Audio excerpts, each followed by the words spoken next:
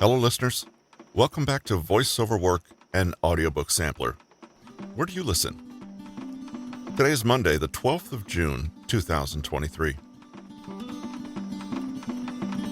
In his recent audiobook, Rewire Your Anxious Brain, author Trenton tells us, your anxious brain is completely within your control.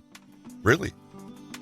This book tackles the problem of an overactive brain from the inside out. He teaches us step-by-step methods to stop dwelling on the negative using therapy techniques, to deconstruct the cycle of anxiety and conquer it, and how to overcome feeling paralyzed and terrified and start living your life. This is the chapter-by-chapter preview of Nick Trenton's audiobook, Rewire Your Anxious Brain.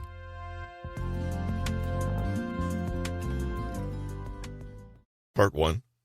Understanding how anxiety works. Chapter 1. The cycle of anxiety. Anxiety is a funny thing. You may well know how anxiety feels as it's happening, but do you really know what it is, how it works? If you're one of the millions of people who struggle with anxiety, you may have already noticed a certain irony in your position. The more anxious you feel, the more afraid you are of that experience, and the more you try to avoid it. But in avoiding it, you forego the opportunity to understand exactly what's happening to you, and so you continue to be at its mercy. It's a little like wondering what awful thing might be hiding under the bed. So long as you never actually look to see what's there, you'll never really know, and the fear will always remain big, nebulous, and completely unknown. So, this is where we'll start, by taking a good look under the bed to see what we're really dealing with. Anxiety manifests in each individual person in completely unique ways. Your anxiety will not be like anyone else's. That said, anxiety is a common human experience that is remarkably consistent across all historical periods, peoples, and cultures. There is much we know about anxiety, from its more abstract expressions to the very real physiological symptoms, like a pounding heart and elevated blood pressure. And though your particular experience of anxiety will be unique to you, you will most likely experience it as a definite and predictable pattern, i.e., the experience unfolds in a cycle. Knowledge is power, and the first way to gain power over anxiety is to learn its habits. You may find it far easier to deal with anxiety attacks if you recognize the signs of each of the 4 stages. This does 2 things. First, it tells you that your experience, no matter how unpleasant, will pass. Second, if you understand that an anxiety wave is coming, you can prepare for it, and in some cases, stand aside so the wave passes with as little damage as possible. Let's take a look at the familiar paths that the anxiety response travels. Stage 1, noticing anxiety and wanting to deal with it. Because it's a continuous cycle, this isn't really step 1, but it's a convenient place to start. This is the stage at which anxiety is triggered and an amplifying cycle is set off.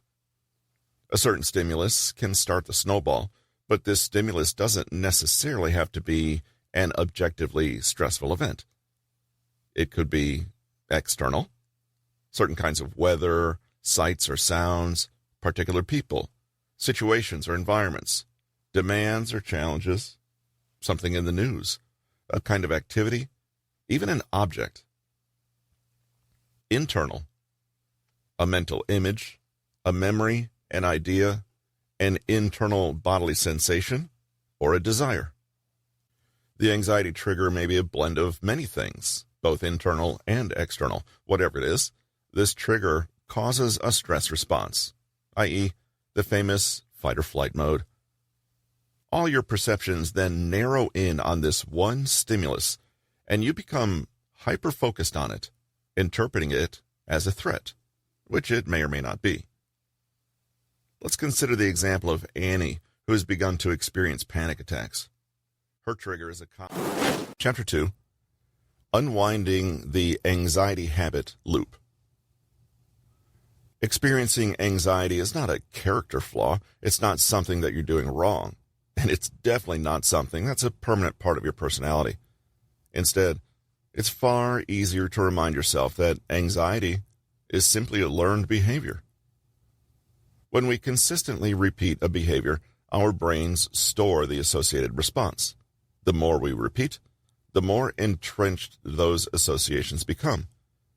Even if you've been anxious for a long time, or your associations are very deep, they are still just habits, and they can be changed. When you think about it, so much of our daily life consists of these automatic, habitual loops. It's just that most of them are quite neutral. The way we make coffee in the morning, the way we get dressed, the order in which we clean the kitchen, and so on.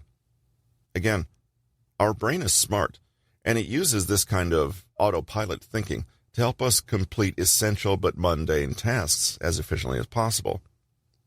Habits are great. We need habits. They are what allow us to save our mental resources for the real challenges of life. The brain, however, doesn't differentiate between different kinds of information. It doesn't know that it is helping you be really, really efficient at worrying about nothing. The brain does something that is easy and time-saving with no concern for whether it's accurate, useful, or in the interest of your overall well-being. In just the same way as you automatically brush your teeth every morning, you may worry and stress in endless loops. Again, this is not a character trait or a personal failing. The reason you have anxiety doesn't need to involve any heavy trauma from the past or complicated metaphysical explanations. The reason you're anxious today could be as simple as because you were anxious yesterday. The way you currently respond to stress is an indication of the way that you have most consistently reacted to stress in the past. Once the brain has been programmed to respond in a certain way, it will continue to make connections to the same loops, even if those reactions are counterproductive in the present moment.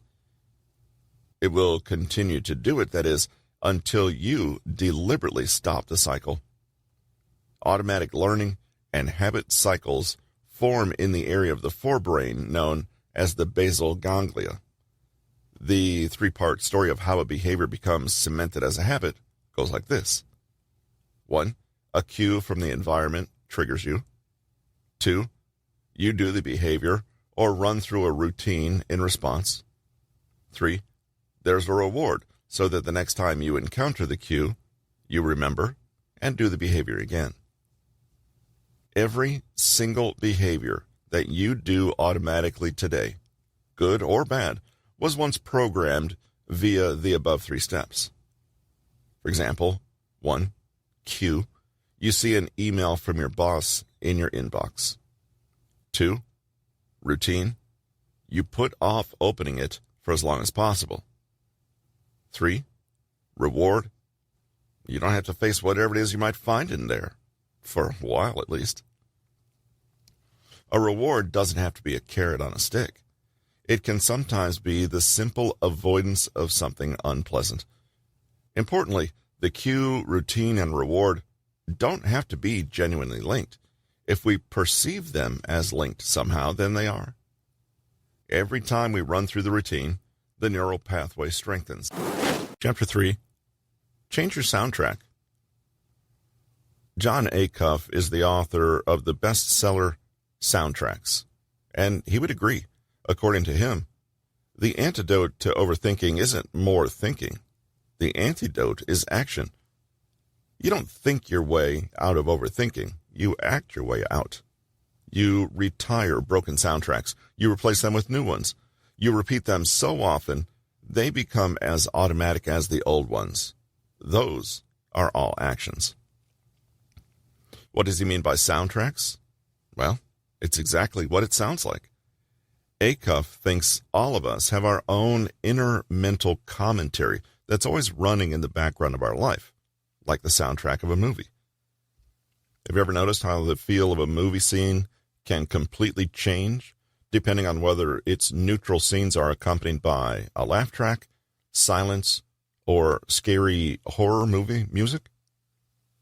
It's the same, says Acuff, with life. His goal, then, is to help people challenge undermining soundtracks and create new supportive ones. According to Acuff, it isn't a problem to occasionally have negative thoughts. The problem is that we believe everything we think. Later in the book, we'll look at the power of gaining distance from your thoughts and perceptions and not simply taking everything you experience as plain fact. The first step for now, however, is to start paying attention to your soundtrack and noticing what it does for you. Then, become curious about what it would look like to do something else. Here's an example to show just what a difference soundtracks can make. Imagine a movie scene where the main character picks up their mail, only to discover a speeding fine. They pause and look at the letter, then open it to see that it'll cost them $200. Now, picture the same scene but occurring in different movies. In movie 1, there's no music. The person looks at the fine, sighs, and puts it on their desk to deal with later. In movie 2, there is a low thumping noise that gradually gets louder and louder, ending with some screeching psycho-style violins. In movie 3, there's some gentle comedic music with trumpets and a playful upbeat tempo. Can you see how the music choice completely changes the meaning of the scene? Now, imagine that instead of a musical soundtrack, you have a mental one. Movie 1, the person tells themselves, "Oh man, that's annoying, but never mind, I'll deal with it when I get home later." Movie 2, the person tells themselves, "Yep, typical, no wonder you can't get anywhere in life, the way you keep burning money. You were an idiot and now you're going to be short this month. And you can bet that it's going to be a pain to try to pay this thing. You know what they're like. What's next? These things always come in threes, so watch out. That stupid car's engine is due to start giving me trouble any day now. I can just feel it. Typical." But then again, why worry about $200, right? You were never going to get a chance to save money anyway, fine or no fine. Movie 3. The person tells themselves, "Oops, a fine? Well, such is life. What are you going to do? It's only $200. Remember, though, that in every scene, the events are precisely the same. The soundtrack, though, can turn neutral events into a drama, a comedy, or a horror. Part 2. Unraveling the Anxiety Response. Chapter 4. The Anxiety Timeline. Recall that the fight or flight response is one that necessarily narrows perception. When you're anxious or fearful, your attention will zoom right in on the one thing you are perceiving as a threat and probably amplify it in the process. What this means is that being anxious is the opposite of being able to see the bigger picture, and that can be a problem. Using timelines is a way to gain that broader perspective again and reacquaint yourself with the bigger picture that anxiety can sometimes cause you to lose sight of. Here's a question that may seem strange to you. How do you know that what you're experiencing is actually anxiety? The truth is that what many of us interpret as anxiety is actually a complicated cocktail of so-called meta-emotions that completely overwhelm us and make it difficult to identify with any clarity. When you're trapped in an anxiety spiral, all you know is that it feels bad and you want it to stop, but you lose any sense of what is happening and why, and you may also lose all sense of proportion. Timelining can be an antidote for this. It'll help you break down the big, confusing mess that anxiety can be into smaller, more manageable pieces. It will help you put those pieces into a logical order and link them up with a narrative that helps you contextualize what's actually happening. Now, timeline exercises usually cannot be done right when you're experiencing a peak of anxiety or worry. No matter how strong your willpower, things are simply moving too fast for you to make sense of them. Ever feel like your head is rushing 1,000,000 miles an hour? That's not a time to embark on a timeline exercise. Instead, do this exercise as a kind of anxiety post-mortem when you're feeling a little calmer. Looking from the outside, you're able to see the event with more neutral eyes and move through the memory almost as though you have a pause, rewind, and fast-forward button, and you're watching it as a film. Pause. Stop for a moment and remember a particular episode, really focusing on what happened and what you felt and thought. Knowing your anxiety symptoms and triggers can help you identify future anxiety episodes. These sensations then stop serving as triggers, but instead become little alerts that bring you to awareness and give you the opportunity to run a different program. Rewind. This helps you see what may have contributed to your anxiety in the situation. Were you going down rabbit holes online? Drinking too much coffee? Dwelling again on that embarrassing memory from 5 years ago? Fast forward. Zoom ahead to the outcome of the situation and look at your responses to your anxiety. Did you get anxious because you were anxious? Did you berate yourself, apologize, feel shame? Look at this consequence clearly and see it now without judgment. Do the timeline exercise with a pen and paper, or else using a word processor. Take your time. Reconstruct the event as best you can, almost like you're a forensic detective piecing together a crime. Put things in chronological order and look for connects and cause and effect relationships. Look for cues and triggers. Look for rewards. Chapter 5. The ABCDE Method. Albert Ellis, the so-called grandfather of cognitive behavioral therapy, noticed something interesting about the patients who would visit him. He saw that different people would have entirely different reactions to the same events. This observation was not new even then. The Stoic philosopher noted that you were disturbed not by things, but the views which you take of them. This means that when you sit down and try to tackle the problem of anxiety, a good starting point may not be the things that you believe are stressing you out, but your reaction to those things, the stress itself. For Ellis, the heart of the matter was our set of beliefs about the world. He was one of the first to lay out a framework of triggers and rewards that came before and after such beliefs. A. Activating event. B. Belief. C. Consequence. In true Stoic fashion, the activating event is neutral. It has no intrinsic meaning of its own, but our brain responds to it in a particular way, and that results in B. Our belief. Ellis believed that there were broadly two types of belief, rational and irrational. So the activating event might be a black cat walking on the road in front of you. An irrational belief may be, I'm going to have a bad day now. And a rational belief may be, oh, there's a cat. Cute. According to Ellis, the former response will lead to largely negative consequences, C, while the latter will lead to largely positive ones. Here, rational is not quite meant in a philosophical sense, but more along the lines of what we already covered, beliefs that are accurate, useful, and kind. The logic goes that if you can see that you are experiencing negative emotions, let's say overthinking and anxiety, then somewhere along the line, you have entertained an irrational or unhelpful thought. In the late 80s British sitcom Red Dwarf, there's a storyline involving a character who gets to see how his life might have played out in an alternate universe. The two lives branch off at a single pivotal point, whether the character gets held back in school for a year or not. One life turns out to be heroic and successful, and the other turns out to be comically awful. Throughout the episode, the viewer is assuming that the character with the awful life was the one who was held back. He bemoans his fate and blames this limiting incident for setting his life on the wrong course forever.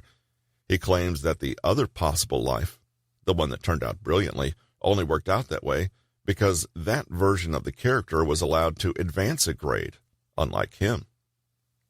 The twist at the end of the episode, however, reveals that it was, in fact, the uber-successful version of the character that was held back, and not the other way around. This ultra-successful version explains that this event was really the single best thing that happened to him. It allowed him to grow, to learn more about himself, to rise to the challenge, and so on. The other, less successful version became that way because he was never so challenged. We see that this event, being held back or not held back, is actually neutral, and that what has really determined the two characters' fates is their response to the event and not the event itself. You don't need a parallel universe plot device to see this same. Chapter 6, Managing Expectations. Ellie has just had a baby. It's been something she's wanted for a long time and planned for many years. She is completely committed to doing the very best she can and has taken every class and read every parenting book within months of finding out she was pregnant. One day, her weeks-old infant screams all through the night and has a raging fever in the morning. Ellie is exhausted, terrified, and eaten up with guilt. What has she done wrong? She's stunned to find herself feeling resentful of the baby, angry at the doctors and nurses, and just about ready to divorce her husband. Within 3 days, she's a ball of anxiety, and her thoughts are racing to some dark places. I'm an awful mother. I'm failing. I've damaged my child forever. I've messed everything up. Later in the week, Ellie's mother comes over to help. She says to Ellie, "What's the big deal? Your kid had a fever. Kids get fevers every 2 minutes when they're little." What's happened here? What is the cause of Ellie's anxiety? If we look closely at Ellie's underlying beliefs about her situation, we might find one very pesky and very revealing word: should. He should not be this sick. I shouldn't be so upset by such a small problem. I should know how to deal with this. I should have put his beanie on yesterday. He shouldn't be crying. I shouldn't feel like I want to throw him out the window. That's really bad. Reality is what actually occurs. Expectations are demands we make on reality.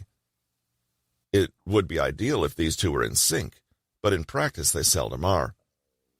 Anxiety can be seen as growing in that distance between expectation and reality.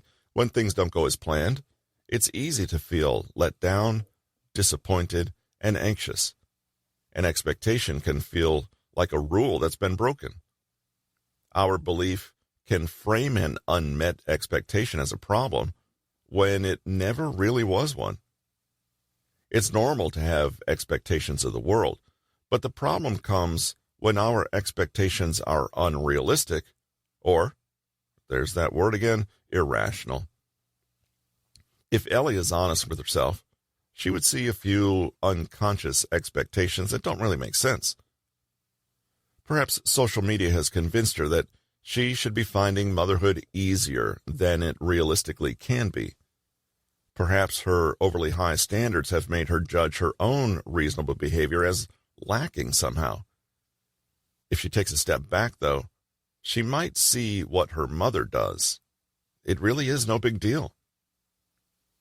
When your expectations outpace reality, it can also mean that you don't appreciate what you do have. This is why anxiety problems tend to go hand in hand with a serious lack of gratitude. All while Ellie is stressed about her child's fever, she's not appreciating any of the other blessings in her life, like her attentive and loving husband. It's wonderful to have aspirations and to imagine better things that could be. It's wonderful to hope for something better and to hold yourself to high standards, but these should inspire you. They should never be so unrealistic that they cause anxiety and unhappiness. What are your expectations? Part 3. Your brain, friend or foe? Chapter 7, Cognitive Distortions and the Triple Column Technique. The more you pause, become aware, and learn to accept your feelings while gaining some healthy distance from them, the more you will start to see patterns. Your soundtrack and the negative thought patterns and beliefs that are keeping your anxiety in place do so because they are distorted. In just the same way as a funhouse mirror warps reality, your mind can warp what it perceives. Cognitive distortions are inaccurate pictures of reality. Though it's possible to have a beneficial distortion, most of us have internal mental filters or biases that make us feel worse about ourselves, contribute to our anxiety, and increase the amount of misery we experience. Our mental processes are constantly working to sort through a great deal of data. Our brains are always looking for ways to get around obstacles and reduce the amount of mental work we have to do. Sometimes these shortcuts are useful, but sometimes they just jeopardize us. How many different kinds of cognitive distortions are there? Well, in a way, there are as many distortions as there are possible thoughts. Below, we'll have a look at some common flavors, but we won't dwell on this since, in the end, this is not that important. What is important is recognizing that a distortion has occurred at all and learning how to bring our perceptions back to reality. As you read through the following list, see if some resonate with you. Can you recognize them in any of your core beliefs or anxiety soundtracks? Chances are you'll have a colorful blend of many all at once. A catalog of distortions. All or nothing thinking. All or nothing thinking, also called polarized thinking or black and white thinking, is the idea that everything can be seen in terms of two extremes that are opposites of each other. No middle ground, no shades of gray. This way of thinking is easy to spot because it uses absolute words like always, never, and forever. Examples: I'm a bad person. He hates the whole thing. It's completely impossible and always will be. Overgeneralization. This is a broad statement, incorrectly made about a specific situation. It takes a single instance and over-extrapolates to all situations at all times everywhere. Examples: I never do anything right when you do one thing wrong. The world is going down the tube when you drop your toast on the floor. People are cruel when one person has been cruel to you. Mental filter. As we've already seen, a mental filter is simply a skewed way of thinking. It's like wearing a tinted pair of glasses, or listening to a particular soundtrack play over your life. Or it's like having unconscious expectations about what life is and can be. Examples: oh, here's some mail that arrived. I wonder what they want now. I've submitted it, but they probably won't even see my application. She said nothing, so I know she's mad at me. Disqualifying the positive. When you have a fixed negative idea of the world, you unconsciously look for evidence that supports it. Chapter 8, Reality Testing. Sigmund Freud was the first to coin the term reality testing. In essence, this is a way to make a clear distinction between your own thoughts, hopes, wishes, fears, and ideas about an event and reality itself. This is actually a pretty rare ability. If we can see reality for what it is, then we gain an enormous advantage over ourselves when it comes to self-defeating patterns like rumination and anxiety. We already employed a form of structured reality testing in the previous chapter, where we gradually asked ourselves whether our automatic thoughts really stood up to further scrutiny. This is the testing part, where we actively look for alternative explanations, dial down our assumptions, and ask if we actually have any evidence for our conclusions. It turns our anxieties into something we have to handle and manage, rather than something enormous that we are trapped inside of. Some people even give the voice of reality testing an identity. They imagine that they have an internal cheerleader or wise inner sage that's always looking out for them and always sees things clearly.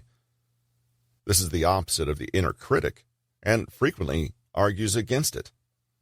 They get in the habit of not trusting their first mental impulse, but running it past this wiser, higher self first to see if it passes the test. Here's what reality testing looks like. You first think, my friend saw me in the street but ignored me. He must really dislike me after all. Maybe he was hoping I didn't see him and didn't want to talk to me.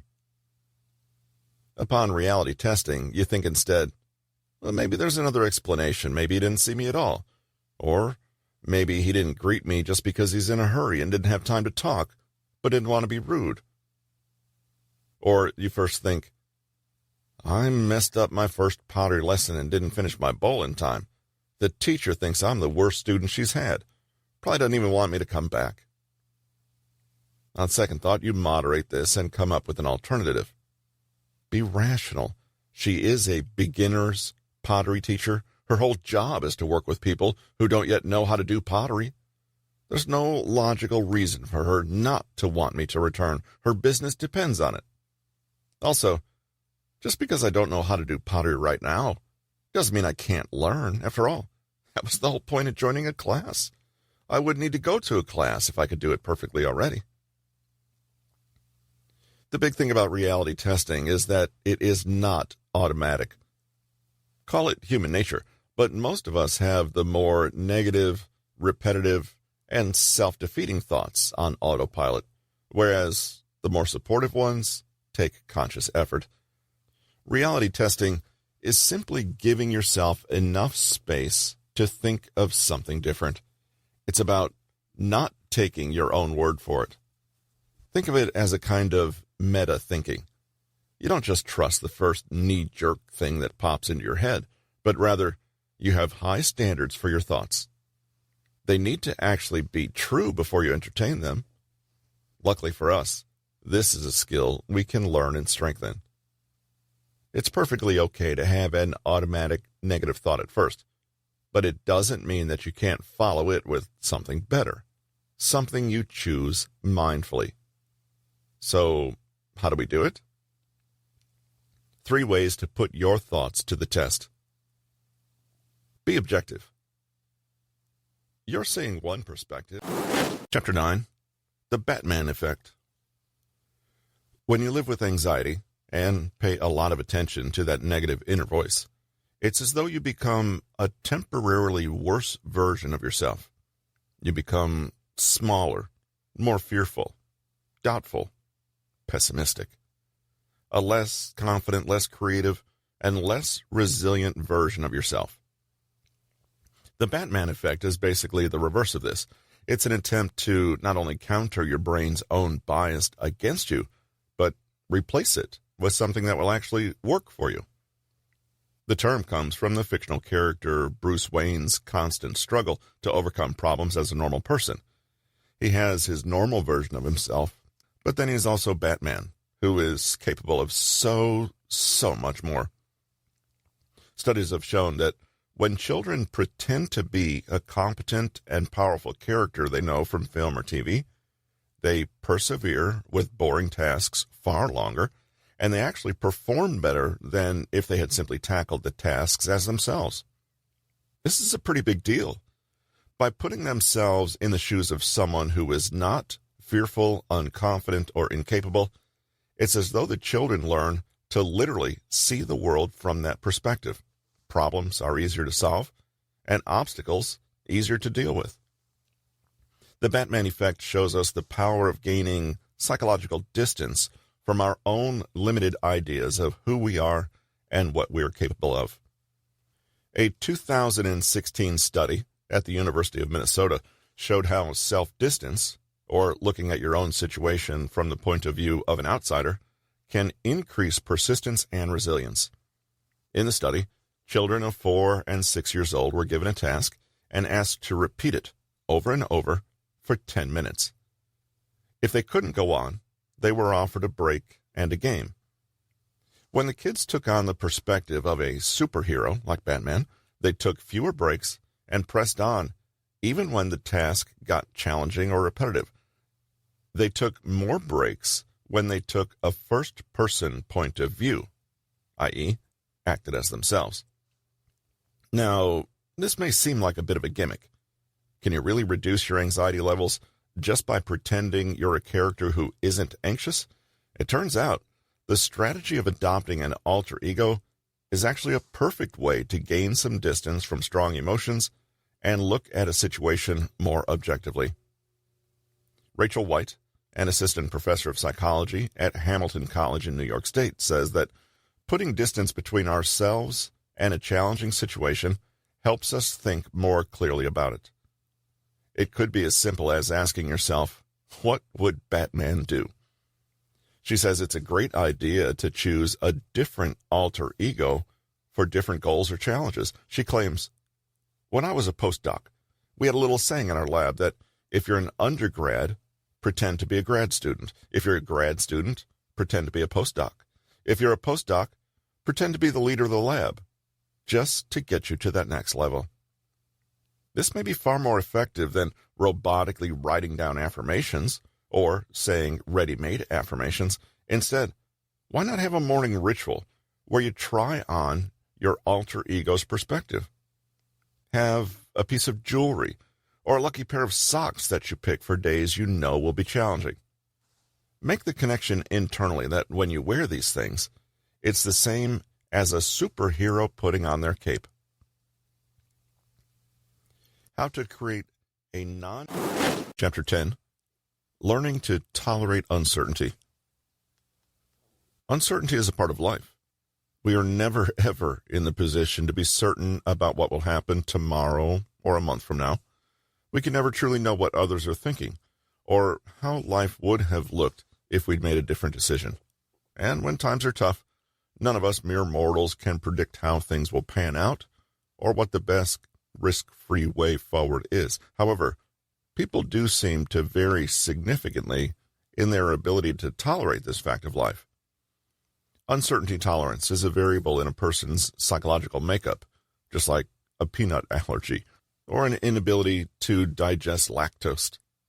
If you have issues with anxiety, chances are you are one of those people who have a very low threshold for uncertainty. Is that a problem? Not really. Most of us like a little familiarity, routine, and predictability in life. That's why we order the same thing as restaurants, wake up at the same time each day, and prefer talking to people we already know instead of strangers.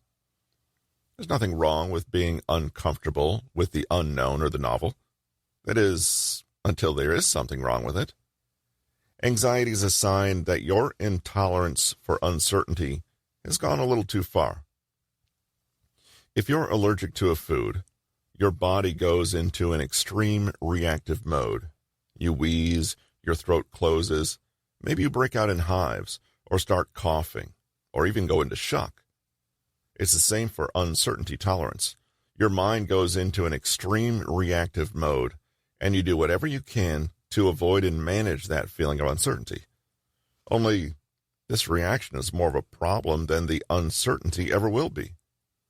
There are loads of things people do when they're trying to make the unknown known or the uncertain certain.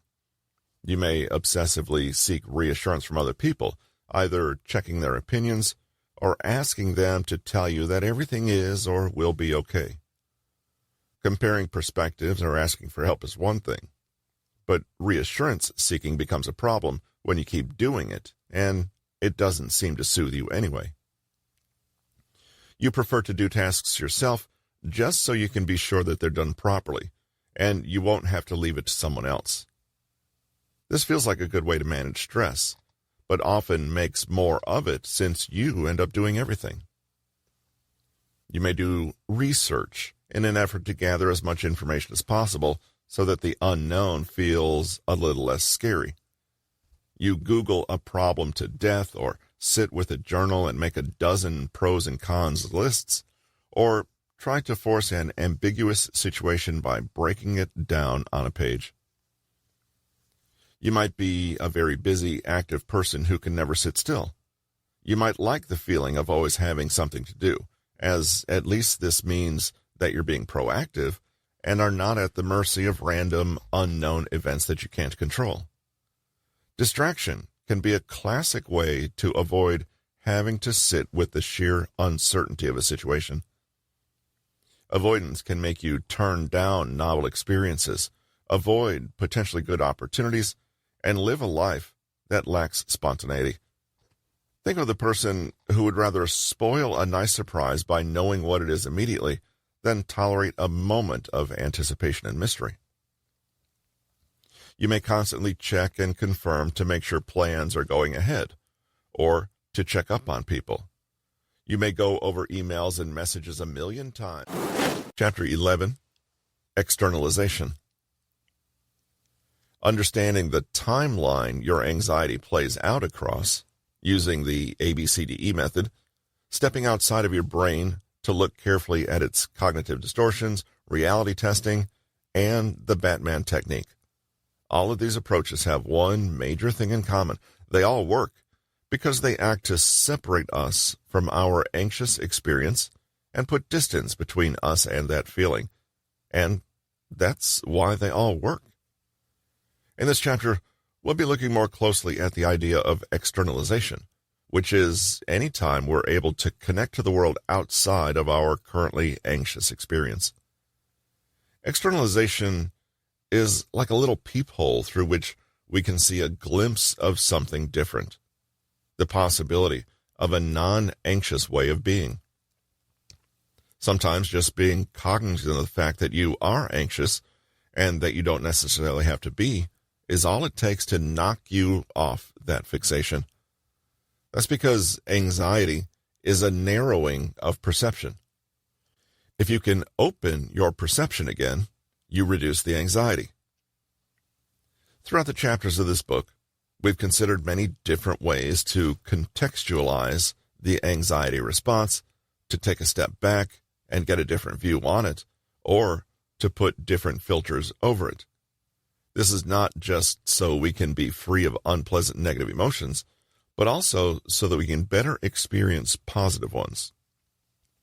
Without anxiety, or should we say, with healthy levels of anxiety, you're free to be more of who you are, to take good risks, to explore and create, to change and evolve, and to enjoy living your life as a valuable person with unique talents and useful insights. So many people talk about eliminating or reducing anxiety, including in this book, but sometimes all that's needed is to just change the way we're looking at it. Externalization sounds simple, but once you really understand what it's about, you may be astonished by just how powerful a force it really is. Here are a few more ways to use externalization to disentangle from your anxiety once and for all. When a problem is internalized, it's difficult to see it clearly. This is like being on street level in some strange new city and feeling completely lost. You look down alleyways, but you don't know how far along they go or where they lead to. You're not quite sure how bad your predicament is, since you can't tell the way out or if you're making any progress. If you've ever been badly lost, you'll recognize one particular sensation that also occurs with anxiety: the sinking feeling that a bad situation could go on forever and ever. Externalizing, however, is getting a different view on the problem.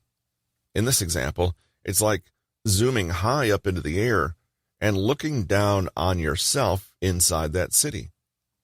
You are still in the city, but you can now see the city's edges and can clearly find a way out.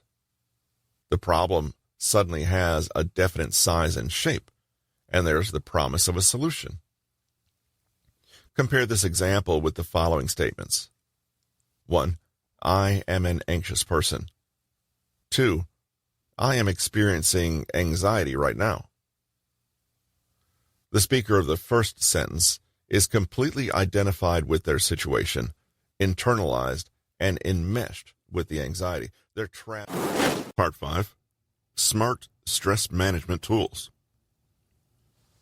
As you get better at managing and working with your own anxiety, you will improve your ability to discern between good stress and bad stress. You'll be able to identify when your stress is alerting you to a healthy limit or reminding you to take a break or be cautious. You'll know when your hesitation has a rational basis and when it's just a bad old habit you learned long ago. Once you've reached this point, it becomes necessary to learn how to manage ordinary everyday stress. In this chapter, we'll be looking at a few skills and techniques to master as you learn to deal with the stressors of daily life. Chapter 12, Mind Mapping. You might associate mind maps with studying for exams, but they're also a great way to improve mental health and a tool that can help you find clarity and calm. A mind map does exactly what it sounds like it does. Helps you put down in black and white a map of your current mind. It's yet another way to externalize anxiety. Imagine you're anxious one day. The feeling comes on slowly, and then suddenly, it's hard to say what it is exactly or where it's coming from. You just know it feels bad. There's a jumble of unpleasant physical sensations, and weird feelings of discomfort seem to blur the lines between physical, mental, and emotional. There are thoughts whizzing around in your head, but they don't start and finish, and they leap from one to the other without any rhyme or reason. In other words, it's a mess. This is where a mind map comes in. It helps you take a snapshot of that mess so you can untangle it and reflect on what's going on. Anytime you find yourself asking, why do I feel this way? What's wrong with me? What's happening to me? Then it's time to slow down and make a mind map. Here's how. Step 1. Notice how your body feels. What physical sensations are you experiencing? Slow down, give them a name, and locate them in your body. Too many of us have spent a lifetime ignoring what happens from our neck down. We stop registering the information sent to us from our senses, and we become numb to physical signs of stress. Let's say you get home from work one day, and you feel really, really tired. You can't put your finger on it, only you know it feels awful, and you want it to stop. You sit down with a piece of A4 paper and write in the middle, how do I feel, and draw a circle around it. You then draw a branch from there and label it body. From that branch, you note strange, nauseous feeling, tight shoulders, pins and needles sensation over the top of skull, dry mouth, and so on. This is noting, however, not judging, diagnosing, or assuming. Step 2. Notice areas of tension. If your life itself was a body, where would it be tight right now? Let's say you draw another arm and label this concerns. What's capturing your attention most at this moment? In the height of panic, it will feel like 4,000 things. That's okay. Keep drawing another branch and list them all out. Eventually, you'll feel like you've put everything down. There's no way to do it wrong, so don't overthink it. In our example, let's say you note down discomfort around relationship with sister, worries about drinking too much, overwhelm at work, unsure what to do about event on Saturday, feelings that the world... Chapter 13, Better Decision-Making Means Less Anxiety. Too much choice. Barry Schwartz is a professor of social theory and social action at Swarthmore College. He also authored the book, The Paradox of Choice, Why More is Less, and is now well known for his TED Talk on the puzzle of how more choices isn't always better. Schwartz states that while having a choice is great, having too many options can be overwhelming. When we're overloaded with choice, the effect is not liberation, but a feeling of anxiety, stress, and depression. The paradox he talks about is how, when we have too many options, we actually tend to act less, make poor decisions, or become immobilized and demoralized. Even worse, we blame ourselves for being indecisive or procrastinating, or We're hard on ourselves when our expectations are so distorted that we cannot help being disappointed when we finally do choose something. One phenomenon Schwartz is clear in pointing out is the modern FOMO, or fear of missing out.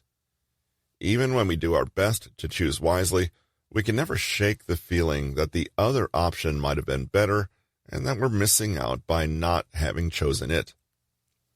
Overchoice was coined by futurist author Alvin Toffler in 1970 in his book Future Shock. He explains how people's decision-making processes can be adversely affected by too much choice. It would seem that, as our options grow and expand, so do the possibilities for a potential wrong choice. We may find ourselves paralyzed in our efforts to make the very best possible choice, or experience regret. You'll know that an overabundance of choices is behind your anxiety if you find it difficult to make decisions, and even when you do, you worry about whether you made the right one. You feel obliged to thoroughly explore all possible options before acting and can never be spontaneous, and this wastes enormous amounts of your time. You sometimes feel overwhelmed by the constant need to optimize. You often get so flustered with how much there is on offer that you end up not making any choice at all, or going without something you want or need. When experiencing something new, you tend to find it overwhelming, confusing, or stressful rather than exciting or pleasant. You sometimes miss out on opportunities because you're afraid of taking a leap of faith and acting without perfect knowledge of how it will turn out. How to use fear setting.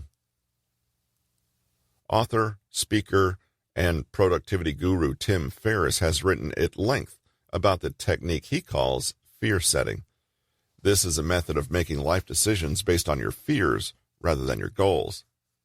It might sound counterintuitive, but the power of this approach is that it gives you a broader perspective. Is what you're afraid of really such a big deal? And helps you identify risk mitigation strategies that actually do something about it. By implementing fear setting, you can save energy you would have used worrying about insignificant decisions and funnel it into those big deal decisions that really do matter. Ferriss loves the quote from Seneca the Younger, "We suffer more in imagination than in reality." With fear setting, you commit to suffering no more than you should, so you can get back to the real work of managing reality. Set aside. Chapter 14. Turning your anxiety into a superpower. Wendy Suzuki is a neuroscientist and the author of Good Anxiety, Harnessing the Power of the Most Misunderstood Emotion. She believes that one of the best things you can do is to stop thinking of your anxiety as some debilitating disability and start appreciating its potential as a positive, motivating force in your life.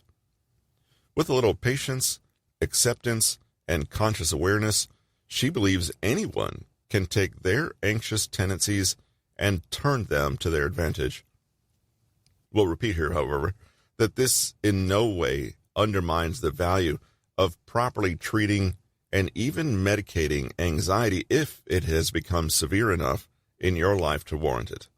Nevertheless, all of us possess some ability to take charge of our anxiety, manage it, mitigate it, and, in some circumstances, use it to help us achieve the things we actually want.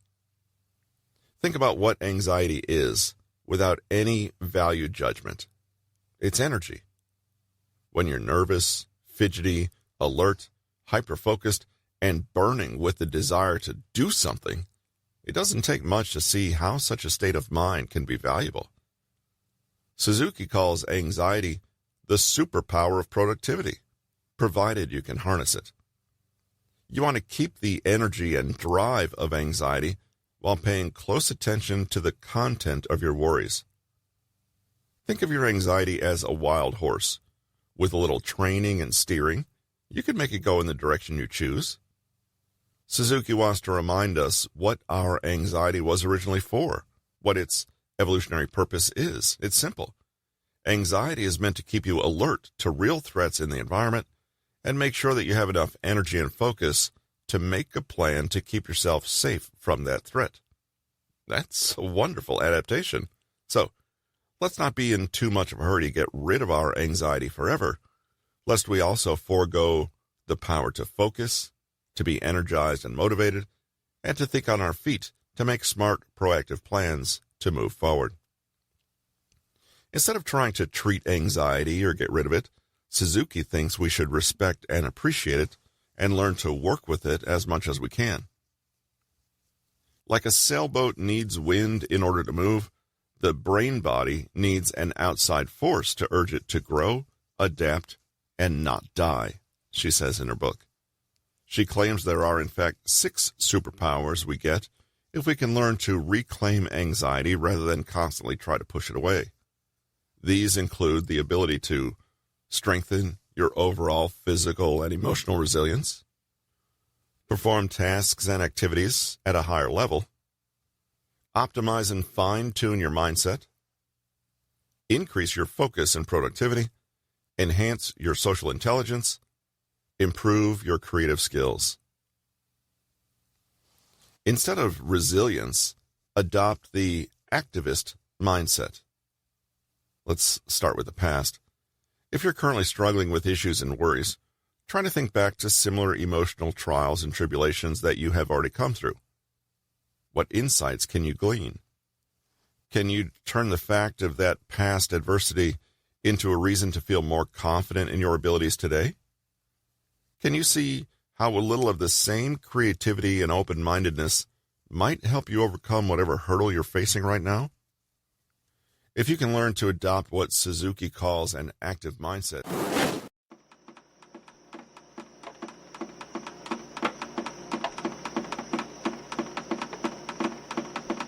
we hope you enjoyed this episode of Voiceover Work. This is Russell, your host. You can learn more about me at russellericnewton.com. You can learn more about our production company, Newton Media Group, at newtonmg.com, and more about today's featured author, Nick Trenton, at bit.ly/Nick Trenton. Thanks for joining us today, and we'll see you next week with a preview of a new audiobook.